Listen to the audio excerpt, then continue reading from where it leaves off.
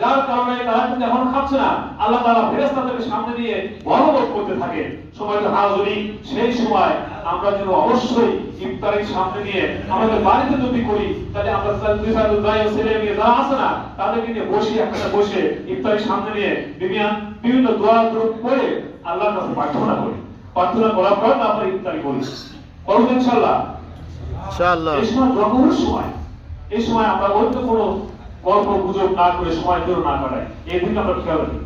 যদি খুশির সময় একটা হলো ইফতারের সময়, আর একটা কখন বন্ধ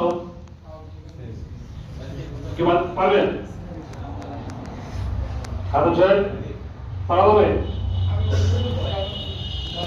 অপরটি হলো আপন রবের সাথে সাক্ষাৎ। সুবহানাল্লাহ। আমার সৃষ্টি সব কথার সঙ্গে সাক্ষাৎ হয়ে যাও কিয়ামতের শেষ সময়। রবের সাথে সাক্ষাৎ হবে, আমার সৃষ্টিকর্তার সঙ্গে সাক্ষাৎ হবে, এর ছাড়া আর কিছু হতে পারে? এখন যদি মনে করেন আমাদের প্রধানমন্ত্রী বর্তমান তারা জিয়া, হ্যাঁ, তারা রহমান আমাদের প্রধানমন্ত্রী, আমার মতো নগণ্য মানুষের কিন্তু সেটা যাওয়ার মতো শক্তি আছে? আছে? তাহলে কি করতে হবে?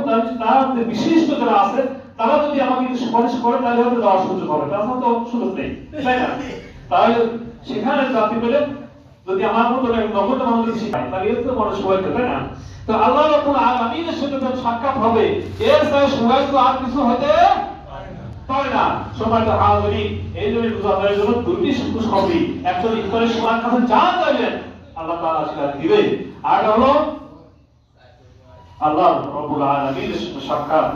এজন্য সময় তো হাজরি, আমরা অবশ্যই এই রোজা থেকে মাহরুম হব না, রোজা থেকে বিরত থাকবো না, রোজা থেকে যেন আমরা কোনো মতেই। আমি গতকালকে একজন দেখলাম যে দাঁড়িয়ে আছে, মুসলমানই মনে হইলে বেশ বড় বড় দাঁড়িয়ে আছে, হ্যাঁ, আমার রাস্তা থেকে আমার তোমার সামনে বেশ ফাইন একটা মিল ধরায় টানতে টানতে চলে গেল।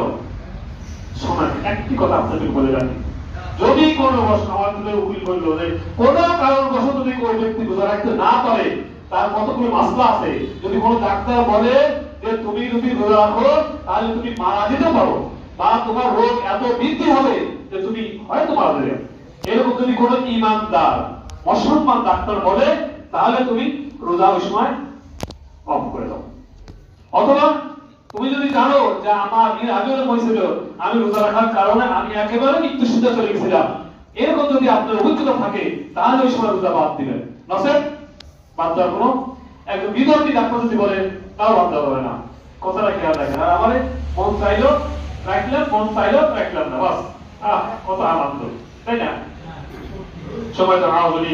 আর একটা হাদিস আমি পড়েছি,